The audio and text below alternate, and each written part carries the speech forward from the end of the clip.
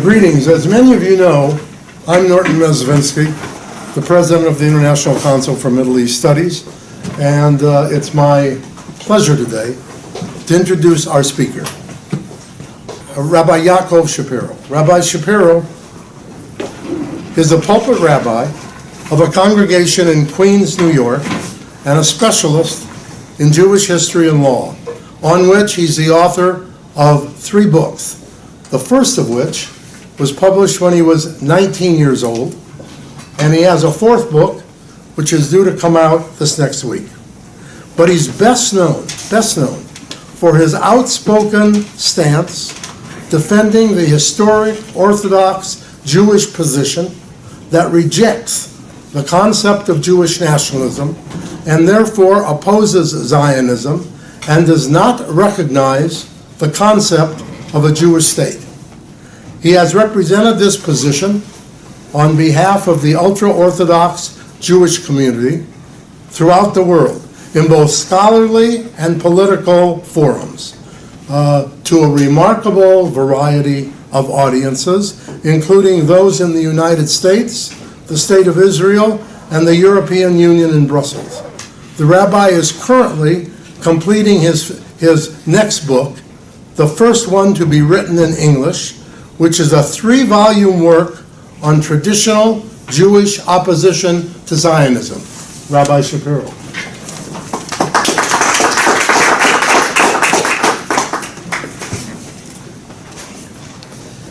Thank you, Dr. Mezvinsky, and thank you all of everybody for inviting me here today. It's a pleasure and an honor to speak for such a prestigious audience. Before I start, do you mind if I take off my jacket? It's a little hot in here. Please. Thank you. Today, the goal of our talk is to understand the relationship between Judaism and Zionism. The official title of today's discussion was, "Has Zionism hijacked Judaism?"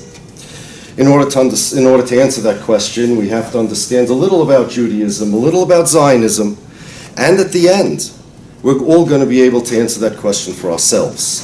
The truth is that in order to understand Zionism, you really do need to understand Judaism. But not because Zionism is Judaism, and not even because Zionism is an offshoot of Judaism, but for a completely different reason. And that is, in order to understand the medical profession, you need to understand disease. If you want to know why a doctor does what he does, why a doctor prescribes medicine or perhaps decides to make an operation or put a cast on someone's arm, you need to understand the nature of the sickness. The same relationship that the medical profession has to a sickness, Zionism has to Judaism. Judaism is the sickness, and Zionism is the cure. Without understanding Judaism, you will have no idea why Zionists do what they do. People think, mistakenly, that Zionism is a purely political movement, and they view it in purely political ways. They would other political movements. And because of that, they don't really understand a lot of what's going on. The piece to the puzzle that's missing is Judaism. And we'll start off with an example. A mysterious statement by the Prime Minister of Israel, Benjamin Netanyahu, that he made, quoted in the Jerusalem Post, 12/26/2016. In 1 hour from now, we're going to be able to understand the statement. But right now, it'll be a mystery to all of us. The context of the statement was after the United Nations Security Council voted 14-0 with America's abstention that the settlements in Israel are illegal against international law. The following was Mr. Netanyahu's response. Well, he didn't agree or concede to the Security Council vote, and he said, quote, "Israel is a country with national pride, and we do not turn the other cheek. This is a rational, aggressive, and responsible response, the natural reaction of a healthy nation that's making clear to the nations of the world that what was done in the UN is unacceptable to it. He said, quote, people said that what he was doing was involving Israel in a world war, so to speak. Quote, I say enough with the diaspora mentality. I say there's no diplomatic wisdom in being obsequious. Not only will our relations with the world not be harmed, in the long term they'll only improve because the nations of the world, quote, respect strong countries that stand up for themselves. They do not respect weak and obsequious countries that bow their heads. Now, if somebody told me that I was doing something against international law, and I would have various possible responses at my disposal. I could say, number one, I disagree. It's not against international law. I could say, it is against international law, but I don't really care. I could say, three, what you're describing as against international law is in fact against international law, but you don't understand the facts and circumstances of what I did. Either of those, or many other possibilities, would respond to the charge of doing something against international law. What Netanyahu is saying over here doesn't respond to that at all. What is he saying? He says he's talking about national pride. I'm going to come back to this, but I want this on the record now. National pride. What in the world does national pride have to do with the charges? What is he talking about? Did somebody hurt his pride? National pride. Have you ever in your lifetimes heard a prime minister, a head of state, responds to opposition by saying, no, we have national pride? We do not turn the other cheek. We know what that means. Turn the other cheek is a New Testament phrase. It means that we are Jews and not Christians, and we're not going to turn the other cheek. That's what it means. But what in the world is he saying? It's a rational, aggressive, responsible response, the natural reaction of a healthy nation. Healthy nation, get that? Healthy.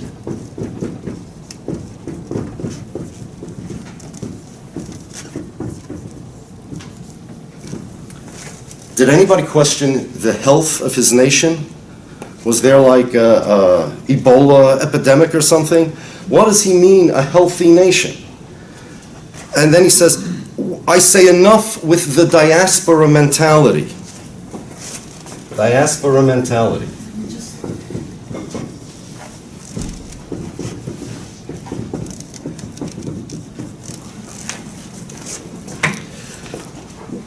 The nations of the world respect strong countries that stand up for themselves. He wants respect. They do not respect countries, now what were his words? That bow their heads.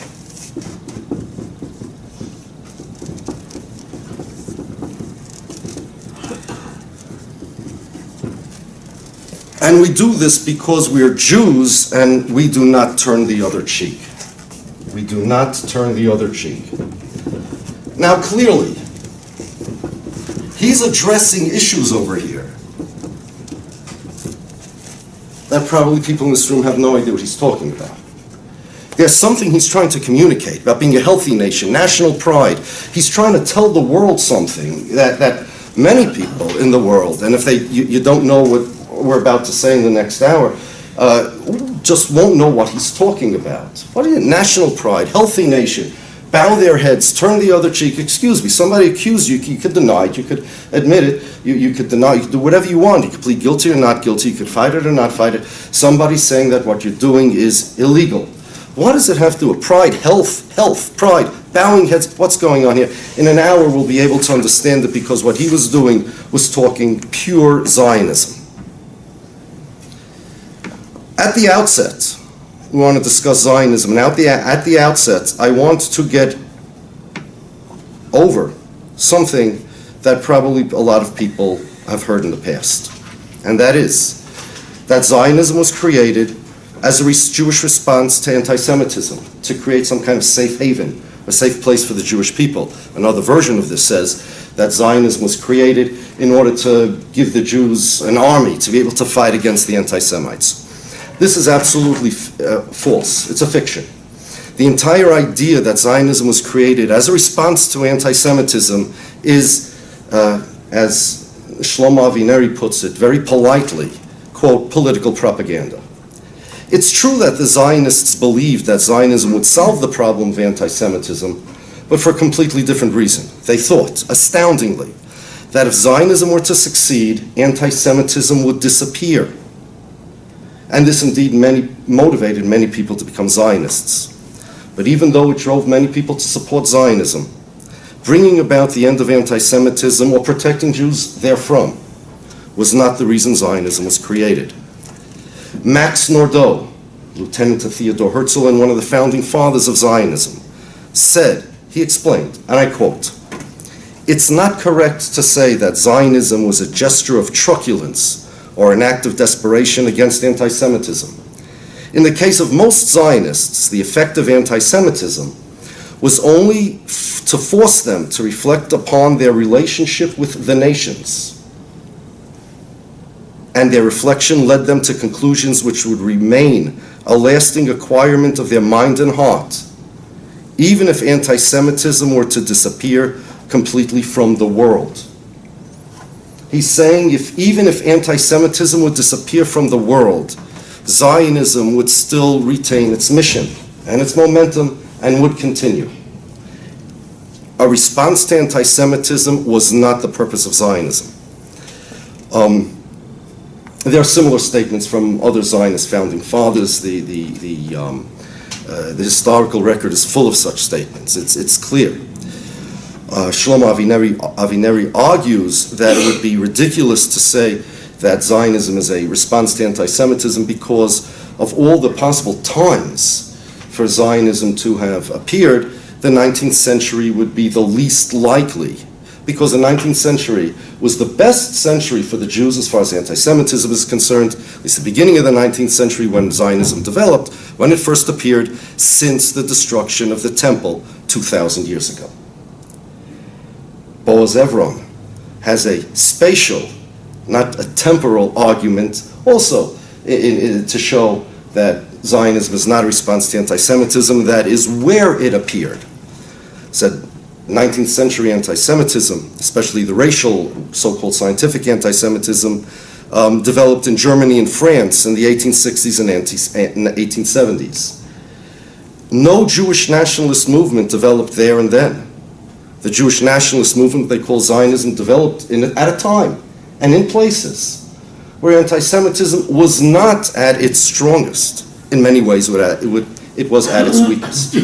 I'm going to add some arguments from Judaism to show that Zionism was much different than a response to anti-Semitism. Number one, if all Zionism was a response to anti-Semitism to find a safe place, why Israel? Why Palestine? Why the Middle East? There was a Uganda suggestion. There were other suggestions. If all you're looking for is a safe place for Jews to go, why insist on Israel? And they did insist on Israel. Why? Go take an island somewhere. Go take Uganda. It's as safe as anywhere else. It'll be much safer than Israel, that's for sure. Yet they didn't. Another thing, the language. They created a language. This thing that in Israel they speak Hebrew, Hebrew is not the natural language of the Jewish people. For thousands of years we have not spoken Hebrew. Even during the days of the Second Temple, Jews did not speak Hebrew, they spoke Aramaic. You know the story, do you ever see the clip on YouTube between Netanyahu and the Pope? No, I'm not joking. It's not like Netanyahu and the Pope walk into a bar. It's not a joke. Go into YouTube and punch in Netanyahu Pope. What you'll get is a little clip. The Pope a couple of years ago came to visit Israel, and he sits down with Netanyahu, and Netanyahu's telling him in Hebrew, he's bragging to him about Israel. He says, this is the place where Jesus lived, and he spoke Hebrew. So the Pope says, no, Aramaic. And Netanyahu says, yes, but he understood Hebrew. Could be he did, but that's not the language that they spoke. There were Zionists that decided that the Jews should create a language, Hebrew. And modern Hebrew is very, very different than biblical Hebrew. I got to tell you, I have a hard time understanding modern Hebrew. I really do. I understand biblical Hebrew perfectly. But modern Hebrew is very hard for me to understand because it's much different. But they created this language for the Jews to speak. Why? Do you know how much effort went into that? Do you know how difficult it is to teach people a new language. Jews came from Russia, they came from Poland, came from Germany to Israel. Why couldn't, happens to be Theodor Herzl, in his book, The Jewish State, had no intention of the Jews in Israel speaking Hebrew. They don't speak Swiss or German or some such language. This was another idea from the Zionists. Why? If all you're looking for is a safe place, a haven, why create a language? Why in what they called the ancient homeland and create a language? There was much more to Zionism, clearly, than merely finding a safe place for the Jews. Now, we're going to speak a little about Judaism now, and we're going to take you back in time about 1,000 years. Before 1,000 years, we could do 500 years too, even 400 years. 350, things get a little murky. Once the Enlightenment came and Judaism was affected by outside influences. We're going to take you back 500, 1,000 years, and we're going to describe the basics of Judaic thought. The first question is, what is a Jew? Now, if you want to know the definition of a word, usually go to the dictionary. It's not going to help you over here very much. I have in front of me two dictionary definitions of Jew, one from the Cambridge Dictionary and one from Oxford English Dictionary. According to Cambridge Dictionary, quote, a person whose religion is Judaism, or a person related by birth to the ancient people of Israel. Now, there's one of two things. Either your religion is Judaism, even if you're not related by birth to the ancient people of Israel, or even if your religion is not Judaism, if you're related by birth, how are you related? I'm not sure. Paternally, maternally, cousins, it doesn't say exactly, related by birth to the ancient people of Israel. Before the ancient people of Israel, were there Jews? I seem to remember a story in the Bible about a nation coming out of Egypt and giving a Torah on Mount Sinai. And the Bible says, Hayoim hazen hiyeso la'am, which means now, today, you have become a people. That was in the desert. That was not in any country. It was before the Jews went into the Holy Land. But and yet, the dictionary says either a person whose religion is Judaism or related to the ancient people of Israel. Oxford says, quote, a member of the people and cultural community whose traditional religion is Judaism and who trace their origins to the ancient Hebrew people of Israel. So according to Oxford English Dictionary, being a Jew is being a member of a people and a cultural community. I'm not sure what connection, what kind of cultural community the Jewish people are. Around the corner from me where I live, there is a fine young Yemenite Jew. His name is Yechia. Yechia's family was in Yemen for centuries. My family comes from Poland on my father's side for centuries. 500 years we were in Poland, and my mother's family is from England. I have nothing in common with Yechia, culturally. My family spoke Yiddish, his doesn't. We eat different foods. Now we're all a little mixed up because we're all in the same neighborhood and we influence each other. But traditionally, he eats different foods, speaks a different language. Completely, the only one thing we have in common is our religion. What exactly is a cultural community when we're talking about the Jews? Just look at this room. If we would point out different Jews and you would say this is one cultural community, people would laugh. 1,000 years ago, Rav Saadia Gaon, who was born in Egypt in the 800s and died in Baghdad in the 900s, explains the definition of a Jew. He said, our nation is only a nation, our people are only a people because of our religion, because of our Torah. That's it. When Ruth the Moabites converted, she told Naomi, my people are your people are my people, and your God is my God. Our tradition tells us that when she said, your people are my people, it meant, your commandments, your Torah is my Torah. The Jewish people, 1,000 years ago, up until recent times, identified as Jews for only one reason, because of a religion. The Jews were a religious community. If you did not practice the religion, it did not make any sense to call yourself a Jew. There were no such thing. If you didn't practice the religion, people converted to other religions. But there was no such thing, with a few quirky exceptions. Perhaps Benedict Spinoza was one of them, depends who you ask.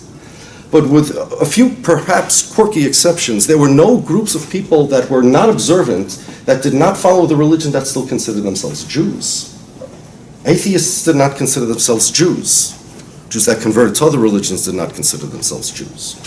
Jews are a completely religious people. But more than that, the religion defines them as Jews. When God gave Moses the Torah on Mount Sinai, that transformed the people, that group of people that left Egypt, into the Jewish people. Now, I'm not asking everybody here now to believe that God gave Moses the Torah on Mount Sinai. That's our religion.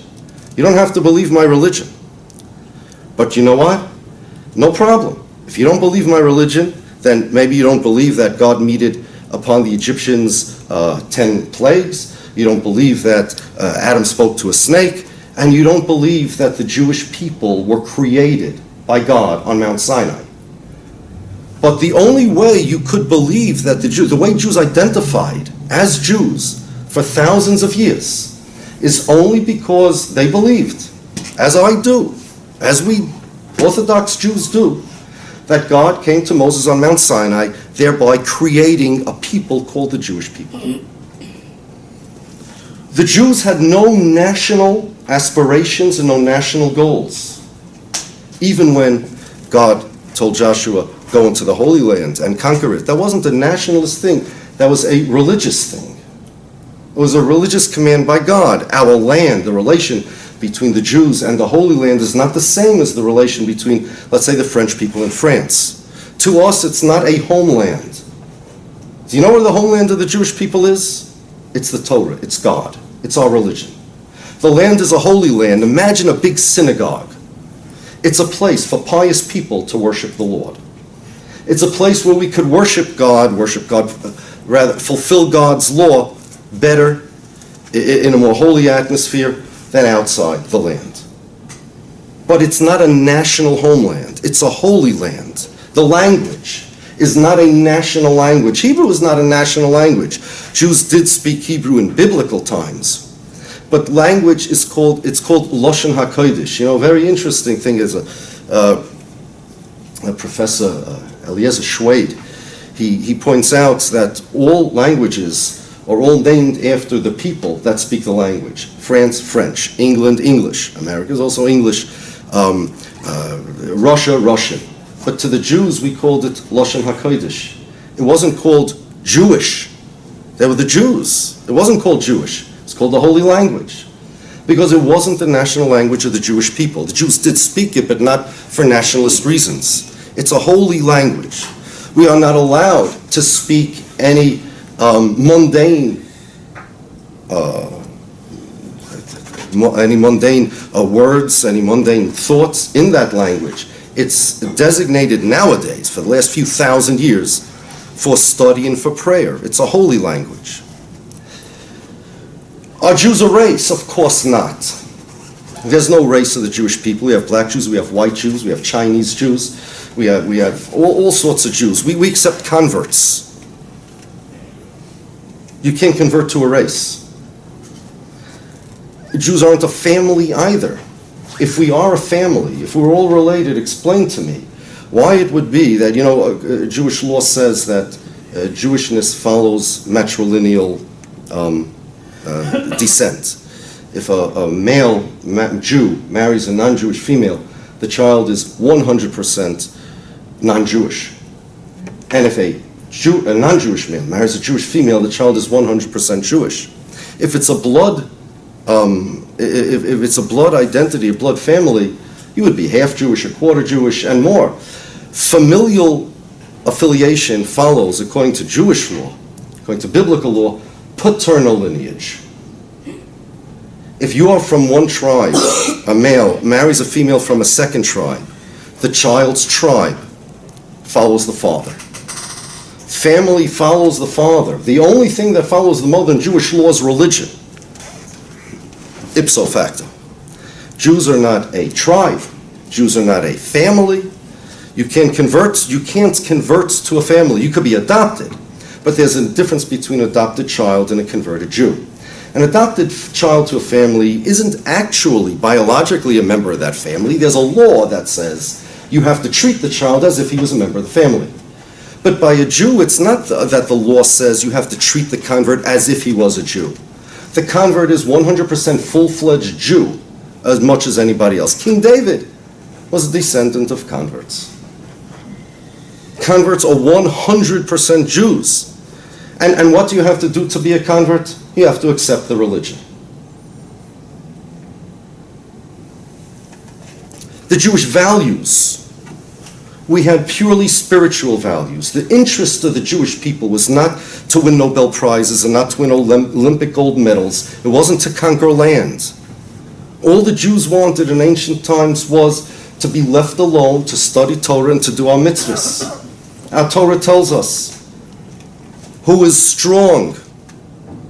He who conquers his own self. Who is honored? He who honors others. Who is wealthy? He who is happy with what he has. The sword was the antithesis of the Jewish lifestyle. Classic Bible, there are two brothers, Jacob and Esau, Yaakov and Esau. Esau is the one with the sword, the hunter. Yaakov is the one that sits in the tents and studies. The Jews eschew violence. We are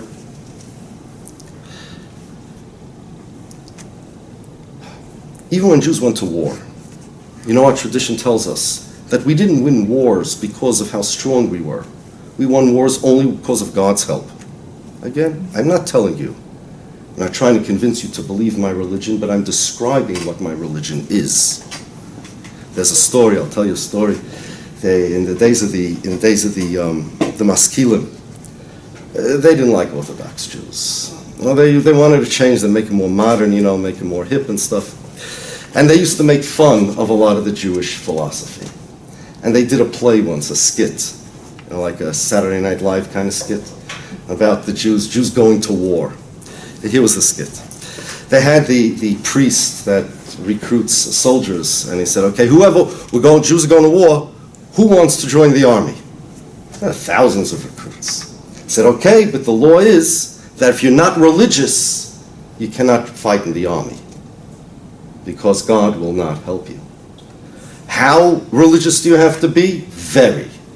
Even if you violate minor rabbinic ordinances, you're not allowed to be in the army. So many people went home. Then he said, okay, whoever's scared of war, whoever's scared of battle, that means you don't have enough faith in God. You're not allowed to fight either. Go home. More went home. Whoever recently got married, whoever recently built a house, as it says in the Bible, everybody go home. At the end, there were only 2 people left for the army. 2 rabbis.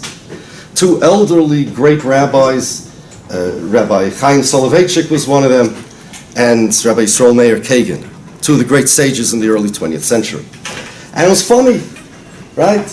And they made this skit, and the Jews, Orthodox Jews, ran to Rabbi Soloveitchik, who was one of the subjects, one of the 2 people left in the army, and they showed him the report of this play, and they said, well, they're making fun of us, you know, what do we answer?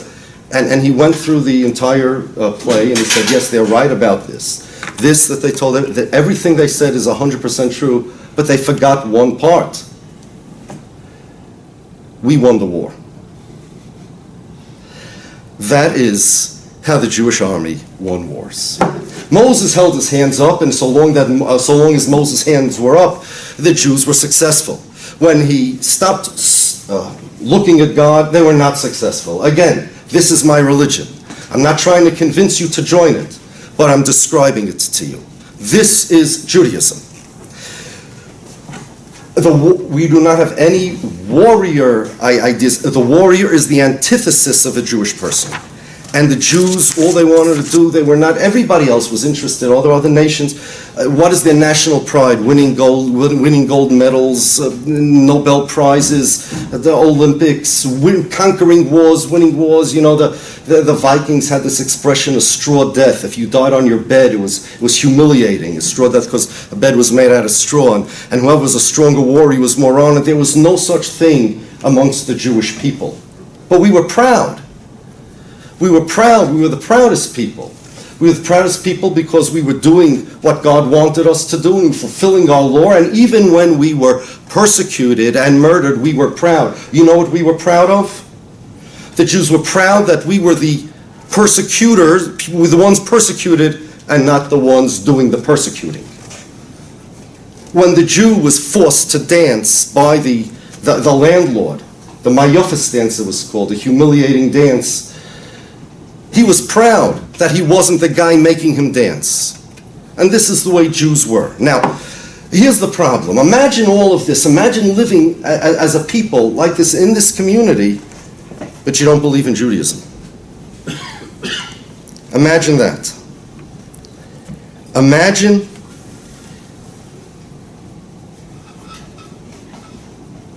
after the French Revolution. Imagine after the Emancipation. Imagine where you have an opportunity now to win the gold medals. You have an opportunity now, they're not keeping you in the ghetto anymore, to win the Nobel Prizes. You have an opportunity to be a warrior. You have an opportunity to be a part of history. You have an opportunity to do all this, and you don't believe in the religion of Judaism. You have a problem. You wouldn't want this lifestyle. Who would want a Jewish lifestyle if you don't believe in the Jewish religion? That's the whole thing that's based on. That was the Zionist problem. And especially if you perhaps absorbed some of the anti-Semitic attitudes that were prevalent in your days. So you may say something like, quote, "The Jewish people is a very nasty people. Its neighbors hate it and they're right." Who said that? Adolf Hitler? No. Mussolini? No. Vladimir Jabotinsky said that. If the tables were turned and the others were like the Jews, wouldn't we have good cause to hate them as well? Who said that? Yosef Chaim Brenner, another big Zionist thinker. Those loathsome Jews are vomited out by any healthy collective and state, not because they're Jews, but because of their Jewish repulsiveness. That was Uri Tzvi Greenberg. Quote from historian Anita Shapiro, no relation to me. A tendency crystallized amongst the Jews to adopt and internalize a portion of the vitriolic critique, meaning used by the anti-Semites. As a general rule, modernized Jews liked to attribute the sins which the anti-Semites accused Jews of to their more tradition-minded fellow Jews, still unaware of the many positive things the Western world had to offer. Such attitudes were also evident in Zionism. There was anti-Semitism, and there were then modernized Jews. And they were thinking, why does everybody hate us? It's because of them, those religious Jews. The anti-Semites are right about them. More than that, and the Disability Studies Quarterly, an article by Dr. Sandy Soufian called Mental Hygiene and Disability in the Zionist Project. She cites many examples where Zionists accuse the Jewish people of mental illness. What kind of normal people would want to be the way the Jews are? The way I just described. What kind of normal people? Who would want not to be part of history, not to win gold medals, not to be strong soldiers, not to be like normal people, abnormal, unhealthy? Those are the Jews. Which is there more of? Yosef Chaim Brenner asks about the Jews' ugliness or immorality. His answer, whether we like it or not, we're forced to say there's too much of both of them at the same time. The Zionists accuse the Jews of mental illness. How'd they get this mental illness? Well, a rabbi, Zionist rabbi, Jack Tauber, I don't know if he was Orthodox. He was the secretary of Vladimir Jabotinsky and the editor of the Hadar magazine, that was Jabotinsky's magazine. He explains, quote, "Deprived of a national center, Jews were unable to produce national culture as they once did. We're hindered in producing Jewish science, art, music, literature, and architecture. Can anybody find for me an example of Jewish art? Literature? No. That's because we're busy with other things. Architecture? No. Would somebody voluntarily be like that? These cultural obstacles led to psychological difficulties. The result has been chaotic thinking on the part of a Jew. Instead of applying his energy to the development of social and cultural activities that would be of definitive value to his people, he has prattled about a mission of peace that can be accomplished only by dispersion, saving the world, redeeming the world proletariat, and has only gone on suffering unbearable agonies. Zionism was not a response to anti-Semitism, it was a response to Judaism. It was a movement to normalize the Jews. It was a social engineering project to take the Jews and change them from people that I described, like Rabbi Yisrael Meir Kagan and like Rabbi Soloveitchik, to people like Benjamin Netanyahu and Ariel Sharon, normal people, people who love strength, people who love gold medals, Nobel Prizes. Jews, you have an opportunity finally to be normal. The goal was transformation. I'm going to put this over here. Transformation.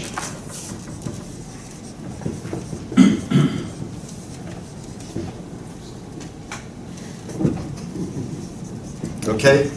Transformation, that was the Zionist goal, to transform the Jews into normal people. Zionism is not merely antithetical to Judaism, it was the antidote to Judaism. How did they plan on, you know Amnon Rubinstein? I know Norton knows Amnon Rubinstein. Amnon Rubinstein describes this thus. To be a goy means a Gentile, and by the way, contrary to what many people say, that is not in the slightest a derogatory term. It's not a pejorative. It simply means Gentile. To be a goy was the dominant theme of Zionist philosophy in its formative period. On everything the Zionists differed. It says there were those territorialists that wanted to consider territories outside of Palestine for the hard-pressed Jews.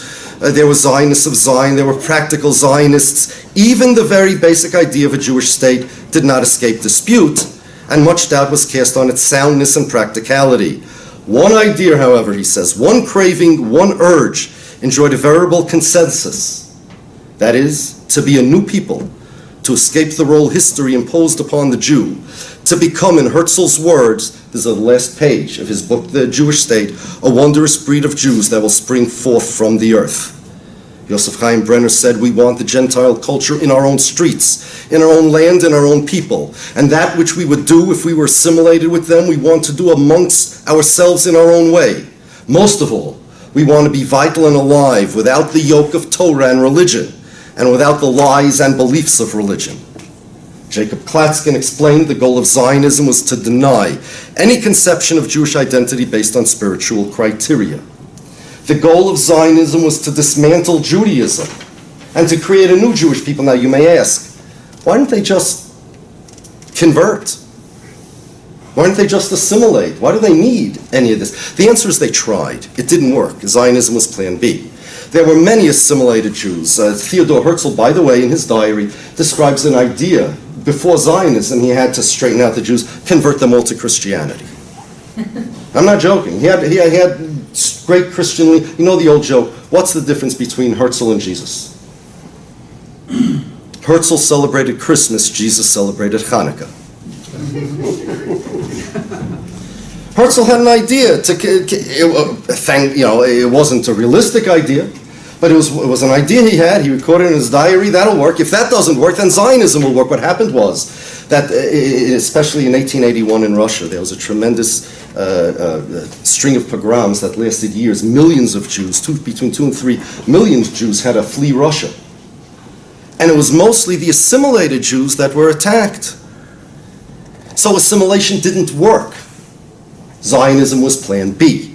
What assimilation could not accomplish, Zionism was designed to accomplish. And basically, the idea is, okay, Goyim, okay, people, you don't want to let us play in your ballpark, we'll make our own ballpark for ourselves.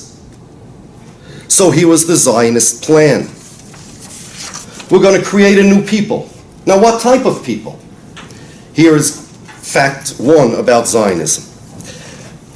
Zionism was different than all the other religio-political movements, different than other religions, in that other religions, other political movements have various ideas of what they want people to be, what they think the world should be. The communists think that communism will save the world, the Christians believe in the Christian religion. Zionists didn't care what they would be. The goal of Zionism was to make sure what they are no longer being, Jews. What was the best way? The question the Zionists had to deal with was what the best way to dismantle Judaism. Vladimir Jabotinsky made a eulogy on Theodor Herzl. Listen to what he writes. To imagine what a true Hebrew is, Hebrew meaning Zionist, that's what he used to call themselves, to picture his image in our minds. We have no example from which to draw. You can't use any model to know what a real Zionist will be. Instead, we have to use a method of, and here he used the rabbinical expression, ibcha mistavra, meaning learn something from its opposite. We take as our starting point a Yid of today and try to imagine in our minds his exact opposite. That's a Zionist. A Zionist doesn't have any particular characteristics, but we do know he's the exact opposite of a Jew. Let us erase from that picture all the personality traits that are so typical of a Yid and insert into that picture all the desirable traits whose absence is so typical in the Yid. Because a Yid is ugly, sickly, and lacks handsomeness, we will endow the ideal image of the Hebrew with masculine beauty, stature, massive shoulders, vigorous movements, bright colors, and different shades of color. The Yid is frightened and downtrodden. And by the way, just keep a little attention on Netanyahu's statements. Slowly, they're going to become understandable. The Yid is frightened and downtrodden. The Hebrew ought to be proud and independent. The Yid is disgusting to all. The Hebrew should charm all. The Yid accepted submission, and the Hebrew will learn how to command. The Yid likes to hide with bated breath from the eyes of strangers. The Hebrew, with brazenness and greatness, will march ahead to the entire world, look them straight in their eyes, and hoist before them the banner, I am a Zionist. At the Second Zionist Congress held in Basel in 1898, Max Nordau introduced the idea of muscle Judaism. A short description from Wikipedia captures the idea pretty well. Quote, the characteristics of the muscular Jews are the exact opposite and the antithesis of the diaspora Jew. Nordau saw the promotion of muscular athletic Jews as a counterpoint to such depictions of Jews as a weak people. In addition, the muscle Jew is the opposite of the rabbinic Jew, the man of letters, the intellectual, who is said to be busy all his life leaning on his books and engaging in esoteric subjects, and therefore he doesn't possess much strength and his muscles are weak. Professor Az Almag, sociologist and historian in the Haifa University, argues in a book called Sabra that much of the classic Israeli culture and personality was purposely engineered to represent the polar opposite of the old-time Jew. The Israelis had this expression, dugri, it's an Arabic word, it means straight speech. It means we don't like to be complicated. Israelis, they don't like to be complicated. They don't want to be complicated, they don't like to be intellectual, they just want to be, walking around with sandals, with a swagger on their land, without having to think too much, right? Where did they get this image from? This was not organically or naturally developed. Rather, argues Professor Almag, that this was synthetically designed to be an overcompensation for all the rabbinic Jewish traits. Everybody knows Orthodox Jews, rabbinic scholars we don't like to argue a lot, but we believe that arguing and debate is one way, an important way of coming to a conclusion on something. And debating with precise details and stuff, dugri is the opposite of what we call pilpul.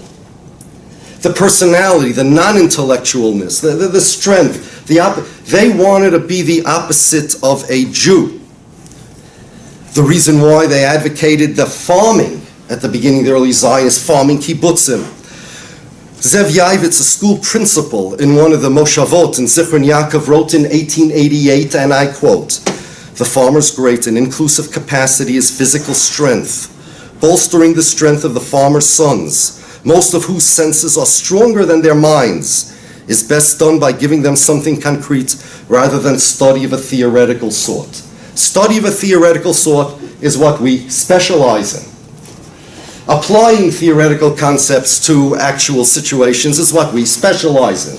The Zionists said, no, we are ashamed of what you guys are. We are ashamed of what the Jews were. All the Jews were downtrodden and oppressed all their life, and no wonder, just look at you. You're not normal. You don't want to be strong. You bow your knees to everybody that oppresses you. And by the way, according to our Torah, that is the way we remain safe. We look at, there's no shame at giving in to an oppressor, just like there is no, you know how we look at the anti-Semites? Like animals. Is there any shame playing dead when a grizzly bear attacks you? No. No. Well, you're going to say, no, I'm going to be proud and I'm going to hit the grizzly bear in the nose. You got to be crazy. We didn't look at the anti-Semites as competition. We looked at our anti-Semites as a bunch of animals. And nobody is going to feel pride because the animals attack. Nobody's going to say, well, I'm jealous of the animals and I want to be one of them, unless you consider them not animals. You consider them real, valid people. Then say, well, I want to be like them. And the Zionists wanted to be like the anti-Semites.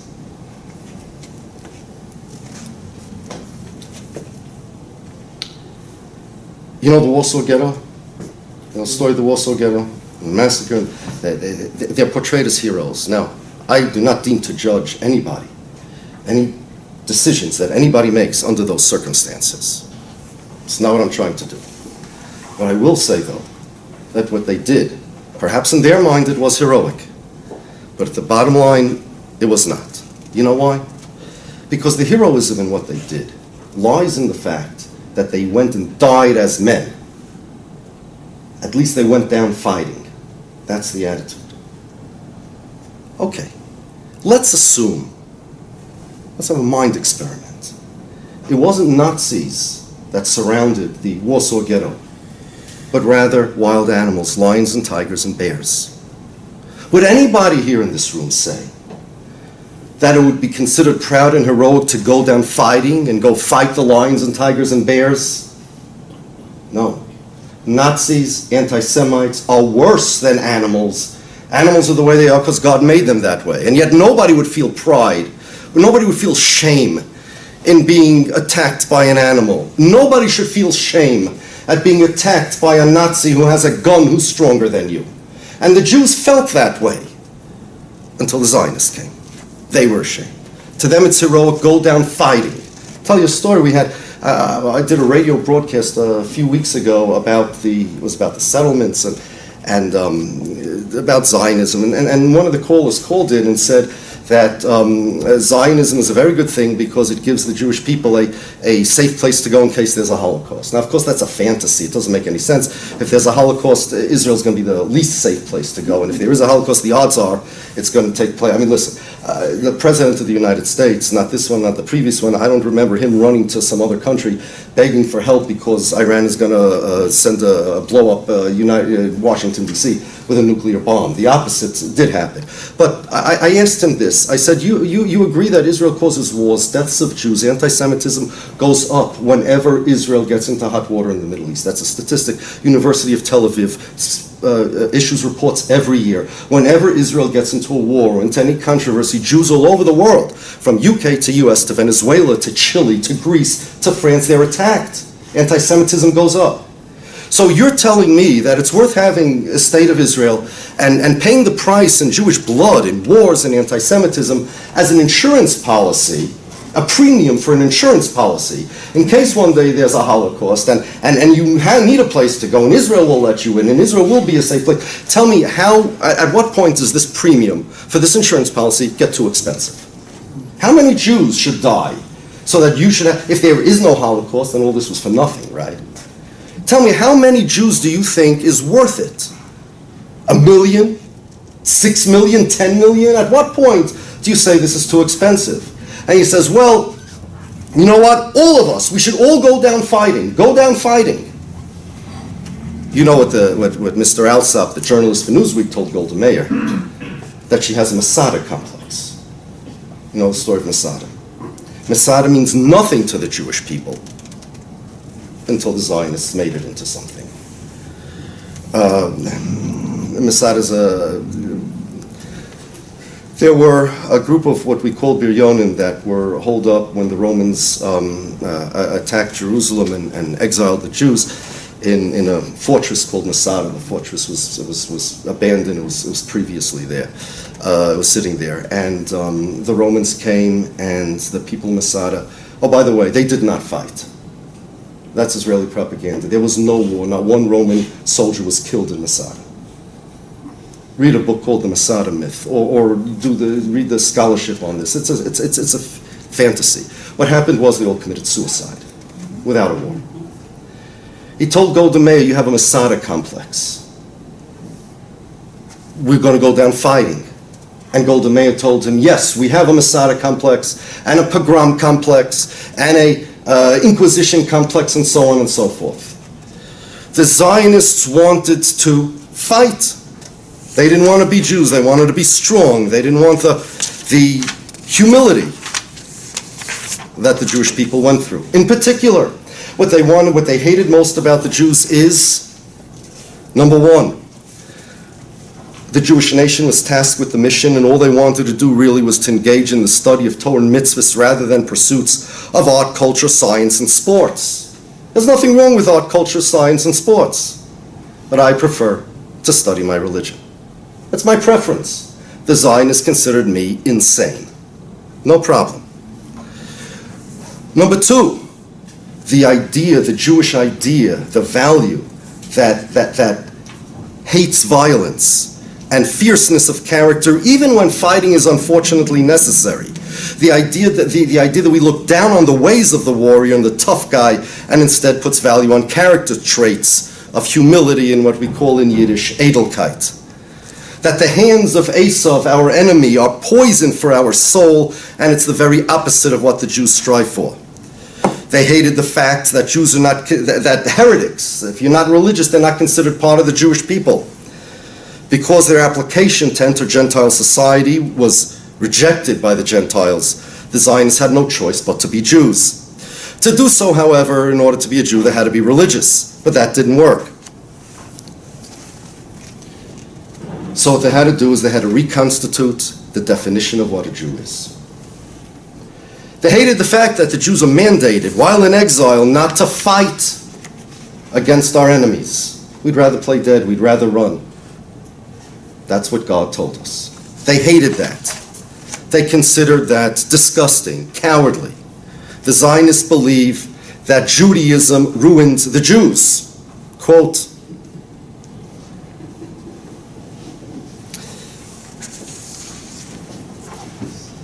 Zionism is a revolutionary movement. One could hardly find a revolution that goes deeper than what Zionism wants to do to the life of a Jew. This is not a revolution of the political and economic structure, but a revolution of the very foundation of the lives of the member of its people. It's a revolt against the tradition of many centuries, helplessly longing for redemption. Instead of these sterile, bloodless longings, we substitute a will for realization, an attempted reconstruction and creativity on the soil of the homeland. Who said this? David Ben-Gurion. Here was their plan. Here's how they wanted to transform the Jews. 1. Nationalization.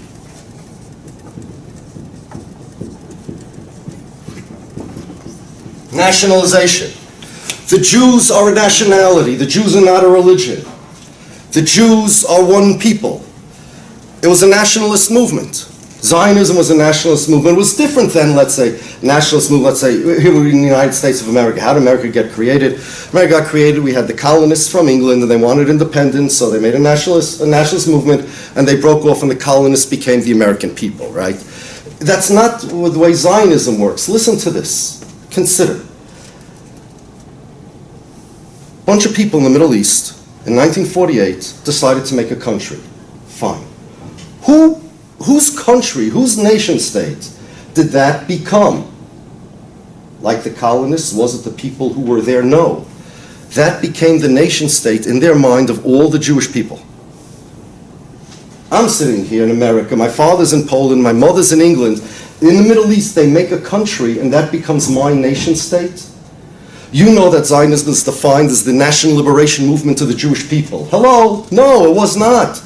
There were a very small percentage of Jews that were Zionists in those days. It was not the national liberation movement of the Jewish people. It was the national liberation movement of the Zionists speaking in the name of the Jewish people.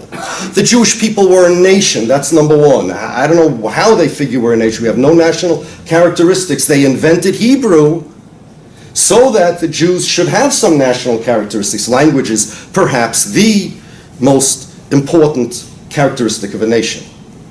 Land is first or second on the list. Because Jews didn't have any national symptoms, they decided to create them. They created Hebrew. Then they made a land. It was very similar, the Jewish nationalist movement, to, let's say, the black nationalist movement of Marcus Garvey and later Malcolm X, where they decided that all the black people are one nation. But over here was worse, because everybody knows what a black person is. What's a Jew? The black nationalist movement considered people that didn't join them traitors. Toms, they used to call them, right? The Zionists considered all Jews that didn't join their movement traitors also, because Jews are a nation. Step one, nationalize the Jewish people, make them think like they're a nation. We're a nationality. One of the advantages of them for becoming a nation is that Peretz Smolenskin said, you're not going to have to be religious anymore to be a Jew. What's a loyal Jew now? Somebody loyal to the country, speaks the Hebrew language, fights in the Jewish army. Forget about religion. You see, here's what Zionism was doing. It was taking a religion, a religious community, and transforming it into a national political one. The Holy Land is not a holy land anymore, now it's a national homeland. The language is not a holy language, now it's a national language. The second thing Zionism did in order to transform the Jews, and this is the weakest part of Zionism, and if anybody wants to oppose Zionism, this is the weak link, here's the best way to oppose it. The second thing is, let's pretend the Jewish people are a nationality. Can anybody here explain to me how Israel became the nation state of that nationality? Let's assume we're a nationality, we're a race, we're a nationality, we're a culture, whatever you want. David Ben-Gurion was the first prime minister. There was a country created in 1948. How in the world did that country become the nation state of all the people of that nationality? That's the second claim of Zionism, centralization.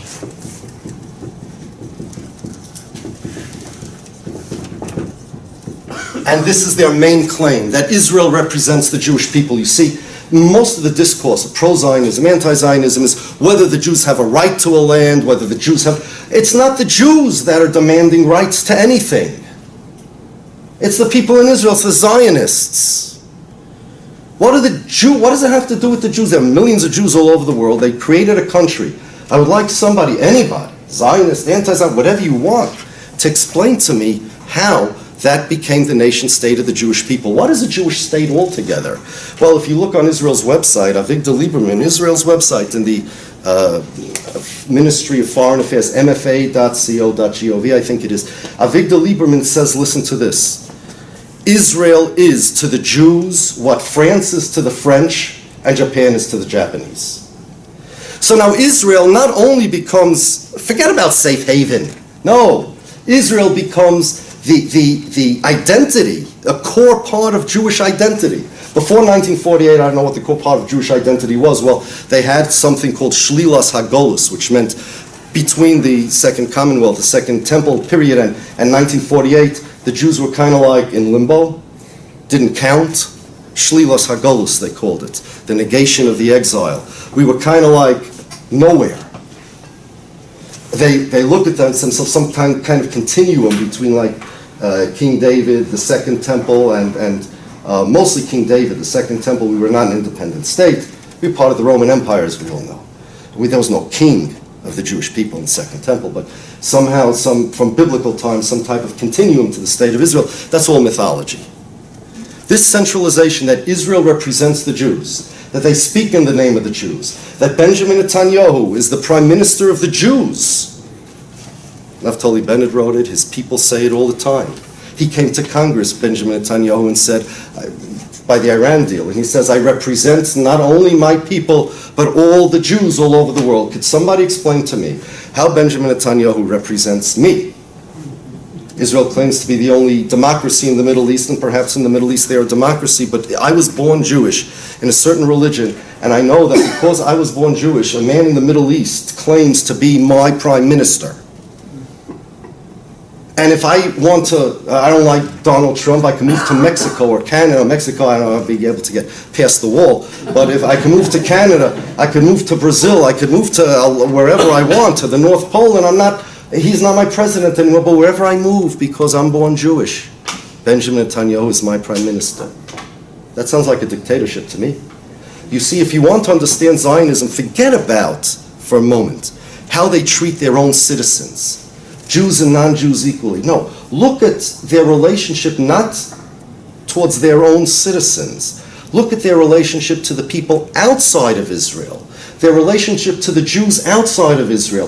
This is a radical type of nationalism that is unmatched anywhere, that you have a nation that claims not only to represent its citizens, but a whole group. It's like the Vatican. They claim, I'm not joking, they claim to be the Vatican is to the Catholics. They claim to be like the Vatican of the Jewish people. Now, of course, you understand what this means. If you don't believe Israel should be a Jewish state, you're right, you're an anti-Semite. Because if you don't believe that the Vatican should exist or should be Catholic, you're anti-Catholic. If you don't believe in the Vatican, you're anti-Catholic. If you don't believe in Israel now, you're anti-Jew. Because Israel's the Vatican. This is Zionism. And more than that, I'll give you more than that. There's another part of Zionism that we have to learn about that makes their nationalism even more radical. It's called, hard to translate in English, Mamlachtiyus, that's Hebrew. Stateism, I guess. That's how many people translate it. David Ben-Gurion invented this. What this means is that not only does Israel represent the Jews, but it's a type of nationalism, an organic type of nationalism. Say in America, nationalism is a social contract. We all pay our taxes, and in return, if people in California are attacked, I have to go to the army to defend them. No problem. And the United States of America serves the American people. We can criticize its leaders, well, doesn't matter. America serves the American people. In Israel, it's not that way. It's the opposite.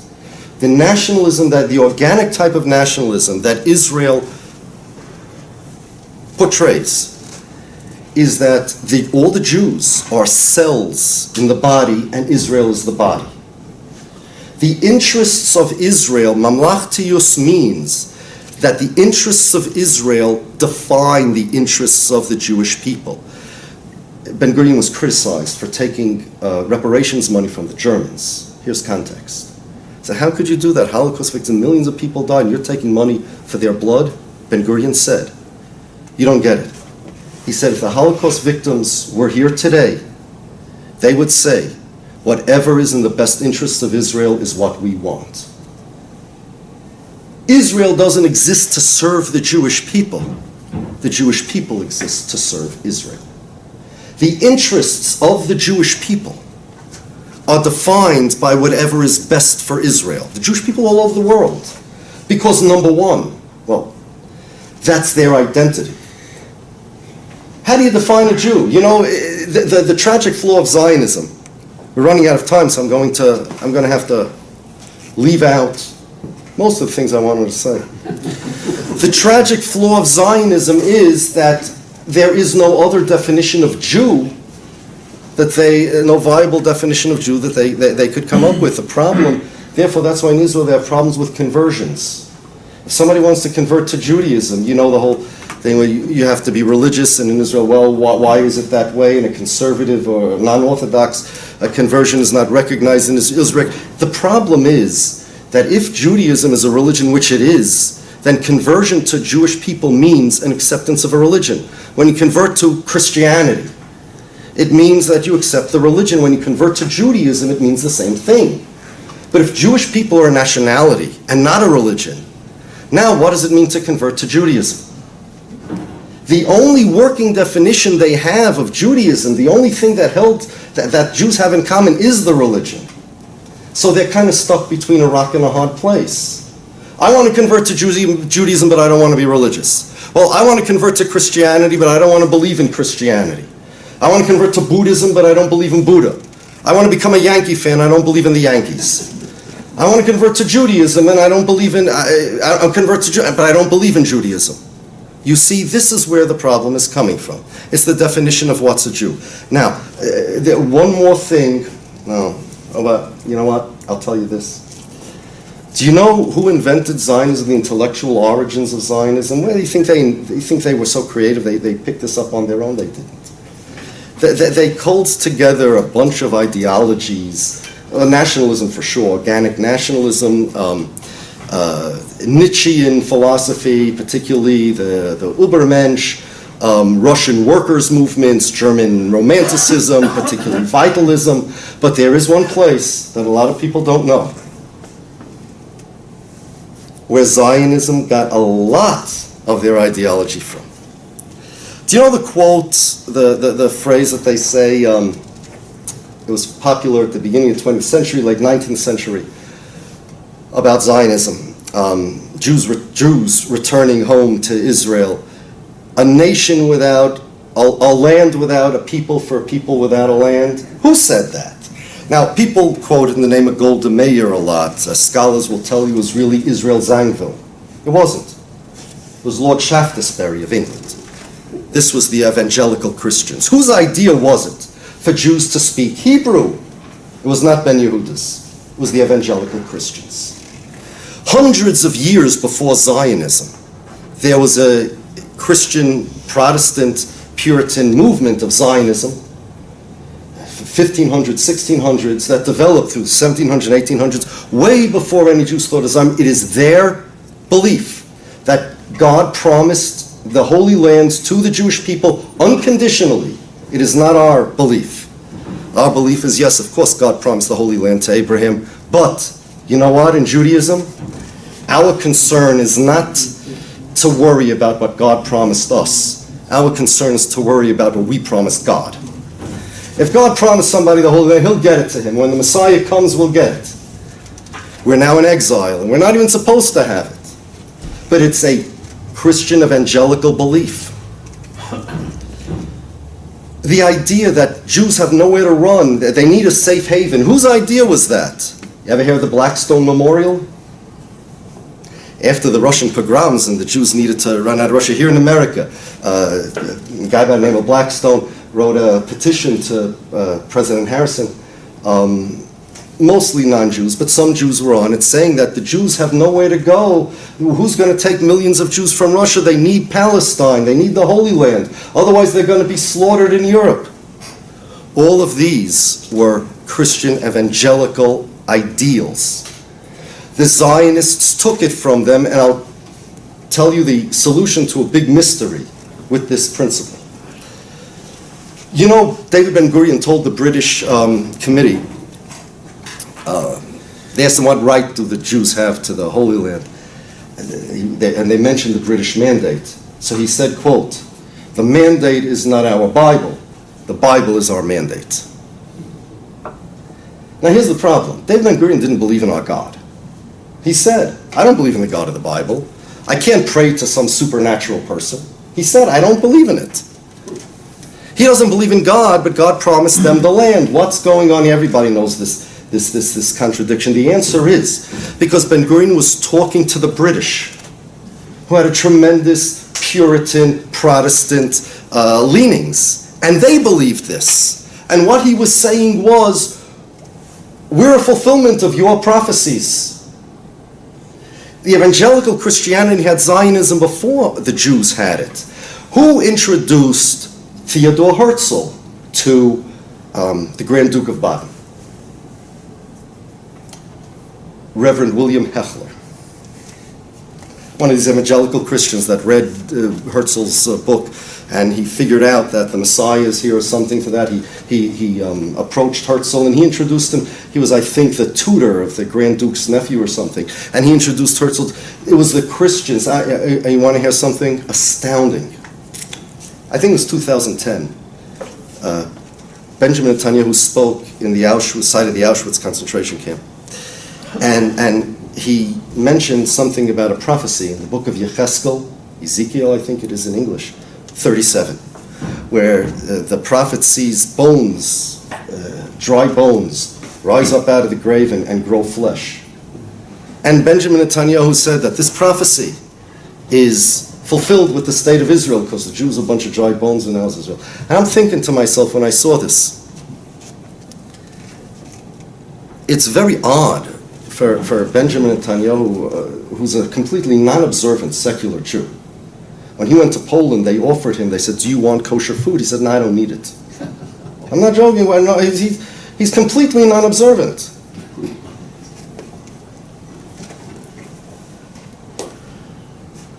What is he doing expounding on the Bible? I did a little research. This interpretation of Yecheskel 37, well, I don't want to say plagiarized, but he lifted it from somewhere without attribution. It's 150 years old.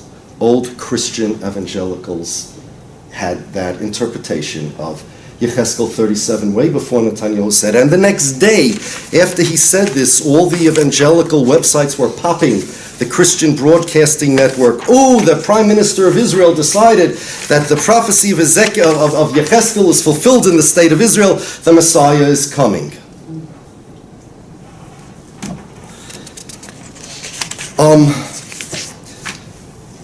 One more thing. Why are there so many Jews that support Israel?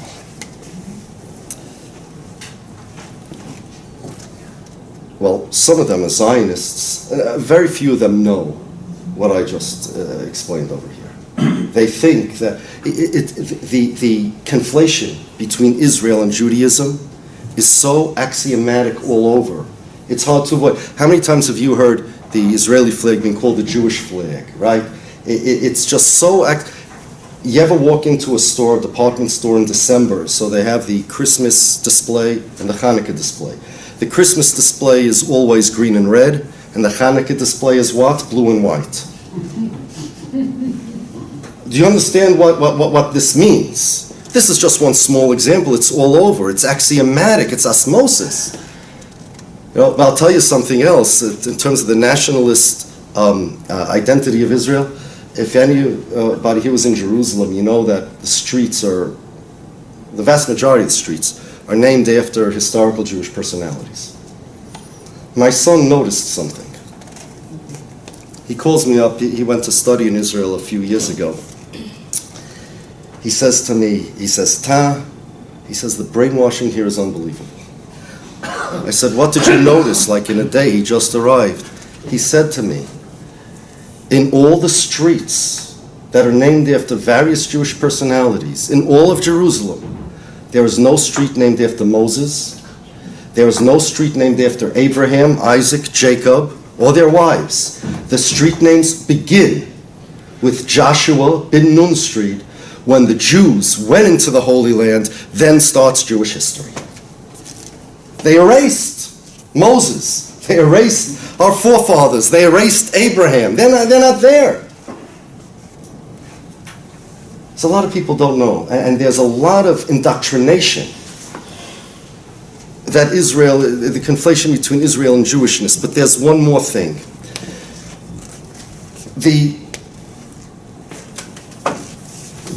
By the way, you guys figured this out already, right? You guys figured this out already. Yeah, it's pretty obvious now. But when Israel started, just like all other countries, there was a right wing and a left wing. The right wing were more socialists, the Labor Party of David Ben-Gurion. The left wing were the revisionists. Today they morphed into what's called the Likud of Vladimir Jabotinsky. Jabotinsky was influenced by fascism, and he was very, very militant, and he wasn't land-based, labor-based like Ben-Gurion was. In 1977, Ben-Gurion's people, the Labor Party, went out of power, and Vladimir Jabotinsky's people, the Likud, which was then the Likud, went into power. Menachem Begin was elected prime minister in 1977. Begin was much more militant than Jabotinsky. They had a confrontation where Jabotinsky scolded Begin in public for his militancy and his belligerence. Begin had an attitude, everybody's against us, we don't care what anybody says, so on and so forth. He told him, Jabotinsky said, why is it, philosophical question, that the noise of a squeaking door disturbs people, but the noise of a machine running does not? So Jabotinsky said that the reason is because the squeaking door noise has no purpose.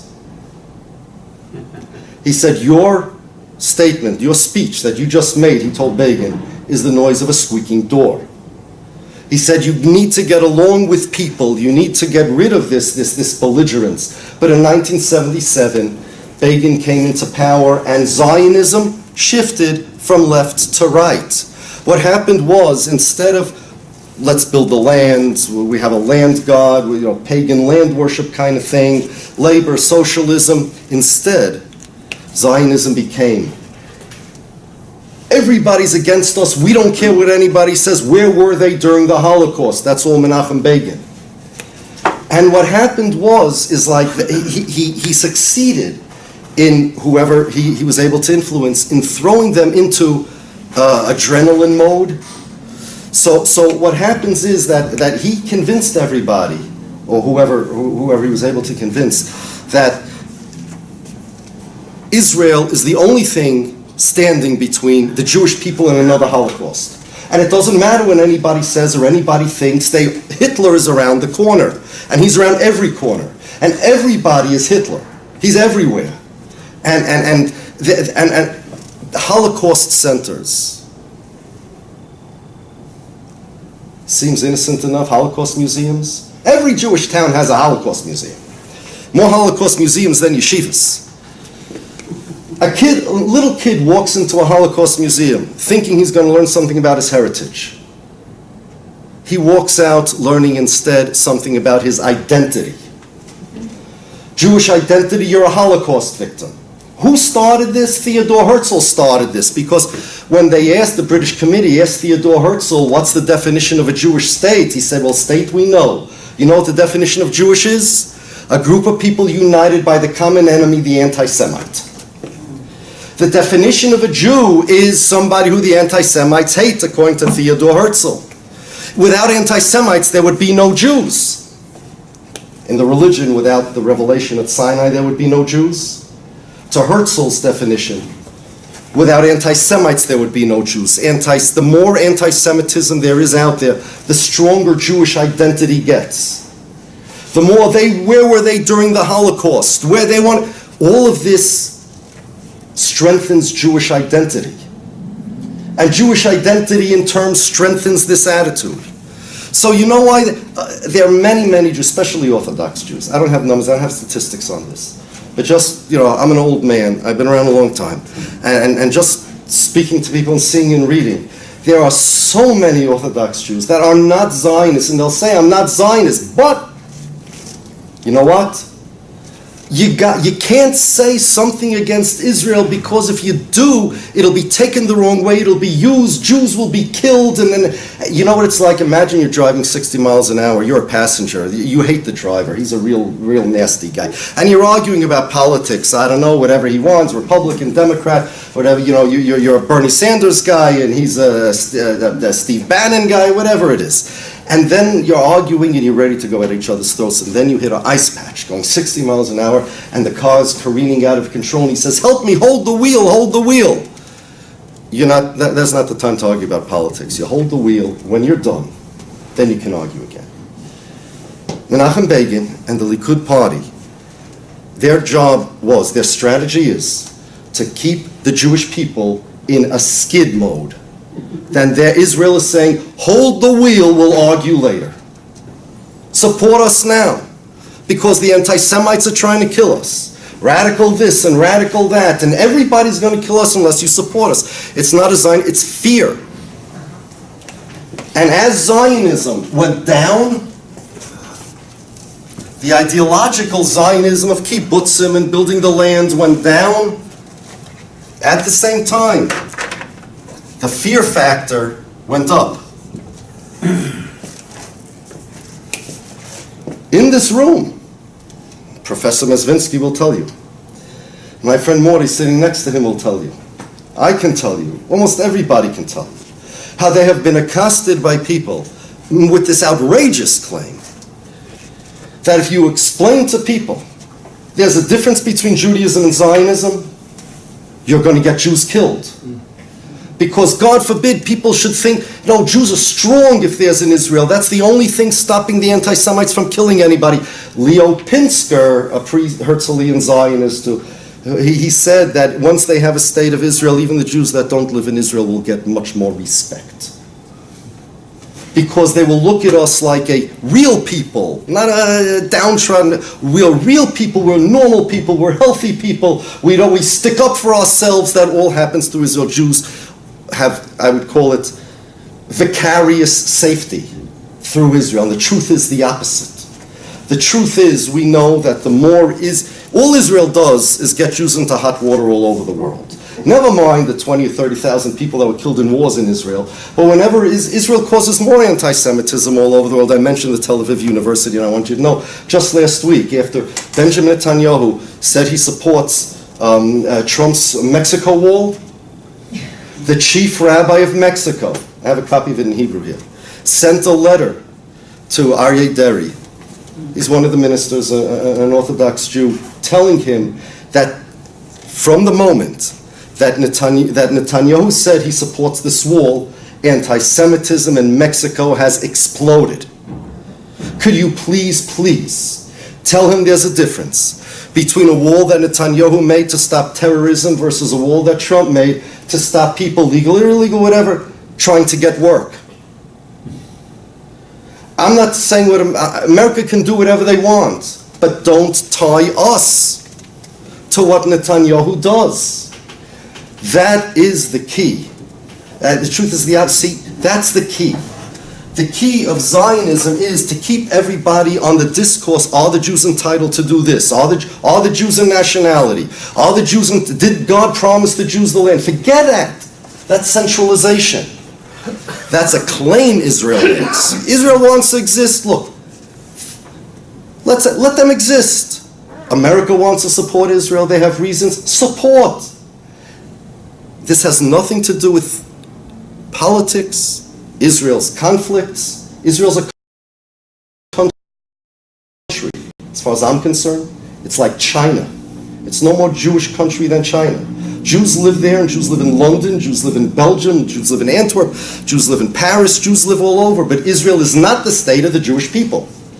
And it would be healthier, no matter what Netanyahu says, it would be healthier for the Jews, for the world, and for Israel if they would give up that claim to be the nation state of the Jewish people. Stop being the Vatican. Don't let the Jews in Mexico don't have to suffer because you want to support Trump's wall. You want to support Trump's wall, and even Israel would even get more support. Not involved now. Yes, support Israel. Not support Israel. Israel get more support if they do this. Because if the reason why America supports Israel, according to the Zionists, is because they have common values and etc., if you become a normal country and get rid of this Jewish state business, you'll have much more common values with America and all the normal countries. If you ever meet a Zionist, ask him this. What makes Israel the Jewish state? What makes it the state of the Jewish people? What? How did it become the Jewish people's state? The majority of Jews, they'll say, support Israel. Maybe. And let's assume the majority of people in America are Democrats. That doesn't mean that the Democratic National Party represents the Republicans in America. You see, Zionists cannot afford Jews saying that Israel's not the Jewish state. Since there's no organic connection between the Jewish people and the state of Israel, the only reason why Israel's the Jewish state is by consensus. And if even a minority of Jews, and also non-Jews, say Israel is not, how did Israel become the nation state of the Jewish people? It's a fiction, it's a claim. Then guess what? Zionism is defeated without one casualty. Zionism manifests in the claim, not anything tangible, a claim that Israel is the state of the Jewish people. Forget about how they treat their citizens, how they treat the Jews outside of Israel. Outside of Israel, they have Jews who they claim they represent, they demand loyalty from. Get rid of that. You're not the Vatican. You're China. Call yourself Herzlstan. And then you'll be a normal country. And Zionism is defeated. Forget about all these things about Jews and rights. It's not Jews that you're dealing with. It's the Zionists. Many Jews support them because they're scared not to. Because they have this thing in their head. Because they were indoctrinated. That if people believe that Israel is not the Jewish state, I don't know what's going on, I'm not sure. Herzl said that, Herzl really wasn't the first Zionist. We all know that. Herzl's claim to fame as far as Zionism is concerned is that he got Zionism off the ground. He ran the operation. If it wasn't for Herzl, Zionism would have remained some ideology that was spoken about in Starbucks or whatever. Herzl said, let me tell you the secret. He said, Zionism was never an intellectual system. He said, people will die for a flag. People need songs, flags, symbols, slogans. That's what, he said, what created the German Empire? Red and gold colors. A flag, people will die for a flag. People will give them flags, give them symbols, give them slogans. It's an emotional ideology. That's why the car skidding at 60 miles an hour, that's where it is. And it starts with Herzl.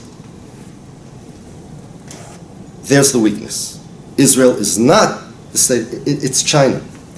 Whenever I speak at public rallies or protests against various things that Israel does, if the press is there, they're not interested in our cause. They don't care about if Israel's digging up Jewish graves or they're drafting the yeshiva students into the army. They only ask me one thing. What do you think about the Israel-Palestinian conflict? And I tell them. And Morty was there, here in the city, some guy came with a big TV camera. Happened to me in Brussels by the EU, it happed to me all over. And I always tell them the same thing. I said, why don't you ask me about China? So I was just interviewed last week for I-24 News. The guy asked me the same thing. I said, why don't you ask me about China? You know there are territorial conflicts regarding the South Chinese Sea? Why don't you ask me about that? You're not asking me about that because what would I know about that? You're asking me about Israel-Palestine because I'm Jewish. And you think as a Jew, I should or would weigh in on this. Well, that is exactly what I'm protesting against. Israel, as a human being, yeah, I'm concerned about all the conflicts all over the world. But as a Jew, Israel is no more relevant to me than China, than Russia, than England. There are Jews living in Israel, and there are Jews living in England, and there are Jews living in America, and there are more Jews living in America than there are in Israel. Israel still has a minority of Jews. But Israel has nothing to do with me as a Jew. I understand that. I believe that those that even protest against Israel on the sides of the Palestinians, those Jews, that's Zionism. They fall into the Zionist trap. Because why are these people inserting themselves, Americans inserting themselves in that conflict, as opposed to any other human rights conflict all over the world? Answer, because you're Jewish. And if you're old enough to remember the Vietnam War, there are many Americans that protested the Vietnam War, but the Chinese did not protest the Vietnam War because as an American, you have a right and an obligation to protest against what your country does. And if you feel that as a Jew you have a right and an obligation to protest against what Israel does, that means that presupposes that Israel's your country. If a guy steals my credit card and he's accused of committing a crime with it, and they ask me, Shapiro, do you think this man is innocent or guilty of this crime? What would I tell him? What would you tell him? We'd say, leave me alone with this guy. I have nothing to do with him. Just give me back my credit card already. What do I have to do with what this guy did? When somebody asks me what I think if whether Israel's innocent or guilty, it's the exact same thing. It's like asking me if China's Israel innocent or guilty. And I'll speak to you about China, I'll speak to you about Vietnam, how they treat the Muslims, and about the sweatshops in Japan, and the South China Sea conflict, no problem. But don't ask me as a Jew what I think of anything Israel does, because Israel has nothing to do with me or the Jewish people. Simple as that. We have to break that second part, the centralization. Once we do that, see, Zionism is defeated. Israel becomes Herzl's stand. They can do whatever they want. They have their own political problems. They can deal with it like any other country does. But what makes things complicated and all messy is that it's like the Jewish state, and they're dealing with the Jews all over the world. And do the Jews have a right? Get that out of the conflict. Erase that. Now you have a normal political issue, and it can be solved through normal political means. Thank you very, very much for inviting me here. I hope I was either enlightening or enjoying, or maybe even both. Thank you.